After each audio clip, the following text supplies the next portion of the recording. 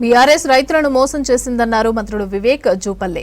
కమిషన్ల కోసం ప్రాజెక్టులు కట్టి అన్నదాతలకు మొండి చేయి చూపించిందన్నారు. ప్రజాపాలనలో ప్రాజెక్టులపై సీఎం రేవంత్ రెడ్డి ఫోకస్ పెట్టారని అన్నారు.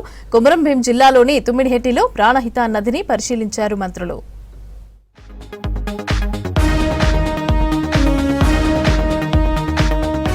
కొమరంభీం జిల్లా కౌటాల మండలం తుమ్మిడిహెట్టిలో ప్రాణహిత నదిని పరిశీలించారు మంత్రులు వివేక్ వెంకటస్వామి, జూపల్లి కృష్ణారావు.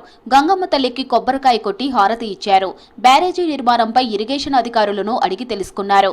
బ్యారేజీలో నీటి నిల్వ సామర్థ్యంపై చర్చించారు. ప్రాణహిత నదిపై బ్యారేజీ నిర్మించి 2 లక్షల ఎకరాలకు సాగునీరు ఇస్తున్నామన్నారు మంత్రులు వివేక్, జూపల్లి. త్వరలో పనులు ప్రారంభిస్తామని చెప్పారు మంత్రులు. మంచిర్యాల, సిరిపూర్, బెల్లంపల్లి నియోజకవర్గాలను సస్యశ్యామలంగా మార్చుతామన్నారు. సీఎం రేవంత్ రెడ్డి ప్రాణహిత చేవెళ్ల ప్రాజెక్టుకు ఎక్కువ ప్రాధాన్యత ఇస్తున్నారన్నారు మంత్రులు.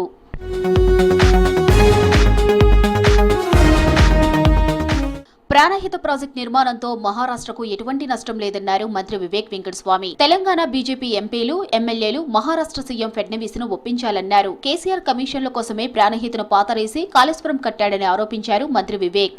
152 మీటర్లలో ఈ ప్రాజెక్ట్ పెట్టుకోవచ్చు అని చెప్పి, దీనికి డీటెయిల్స్ వర్కౌట్ చేయమని చెప్పి ఢిల్లీలో అప్పుడు ఆ రోజులలో ఇరిగేషన్ మంత్రివర్గం ముందు ఈ ఒప్పందం కావడం జరిగింది. ఇంప్లిమెంట్ చేయొద్దు, కమిషన్లు ఎట్లా దోచుకోవాలి, ఈ ప్రాజెక్ట్ని విఫలం చేయాలని చెప్పి ఆ రోజులలో పోయి ఫడ్నవీస్ గారితో 148 మీటర్లు చేసి ఈ ప్రాజెక్ట్ని తుమ్మిడిగట్ట నుంచి మేడిగడ్డ వరకు షిఫ్ట్ చేయడం జరిగింది.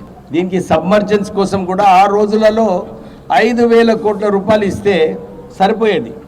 కానీ కేసీఆర్ గారు అప్పుడు ఈ ప్రాజెక్ట్ని డైవర్ట్ చేస్తేనే కమిషన్లు వస్తాయి అంటే కేసీఆర్, మెగా కృష్ణారెడ్డి వీళ్ళందరూ కూడా తెలంగాణను దోచుకోవడానికి ఈ 1,00,000 కోట్ల ప్రాజెక్ట్ కాళేశ్వరంలో కట్టడం జరిగింది. అభివృద్ధి విషయంలో రాజకీయాలు పక్కన పెట్టాలన్నారు మంత్రి జూపల్లి కృష్ణారావు. ప్రాణహిత ఈ ప్రాజెక్టు కడితే ఉత్తర తెలంగాణ సస్యశ్యామలం అవుతుందని చెప్పారు. బీఆర్ఎస్ ప్రాజెక్టులను పట్టించుకోకుండా కమిషన్లపై దృష్టి పెట్టిందని ఆరోపించారు. దీంతో రైతులు తీవ్రంగా నష్టపోయారన్నారు.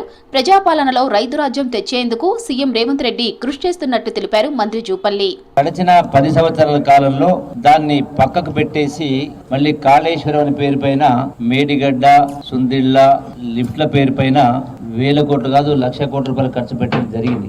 అయితే ఈ ప్రాణహిత చేవెళ్ల ద్వారా రాజశేఖర ప్రయత్నం చేసినప్పుడు ఇందులో 16 లక్షల ఎకరాల్లో ఆదిలాబాదు జిల్లాకు కూడా సుమారుగా 1,50,000 ఎకరాలు ప్రతిపాదించడం జరిగింది. సిర్పూర్, కాగజ్ నగర్, అలాగే బెల్లంపల్లి, చెన్నూరు 3 నియోజకవర్గాలపై సుమారు 2 లక్షల ఎకరాలు చేవెళ్ల దాకా నీళ్లు తీసుకెళ్లేటువంటి కార్యక్రమాన్ని ముందుకు తీసుకెళ్లేటువంటి ప్రయత్నంలో భాగంగా ఇరిగేషన్ శాఖ మంత్రులు ఉత్తమ్ కుమార్ రెడ్డి గారు, గౌరవ ముఖ్యమంత్రి రేవంత్ రెడ్డి గారు అధికారులతోటి పలు దఫాలుగా చర్చించి సమీక్ష చేసి అట్లాగే దానికి స్కీమ్ సంబంధించి కన్సల్టెన్సీకి ఇచ్చి అవన్నీ కూడా తయారు చేయడం జరిగింది. ప్రాణహిత చేవెళ్ల ప్రాజెక్టులో అలైన్మెంట్ ఖరారు కావడంతో మంత్రులు సైట్ దగ్గర పర్యటించారు. బ్యారేజీ నిర్మించాలనుకుంటున్న సైట్ ను, కెనాల్ అలైన్మెంట్ నెట్వర్క్ ను అధికారులతో కలిసి పరిశీలించారు.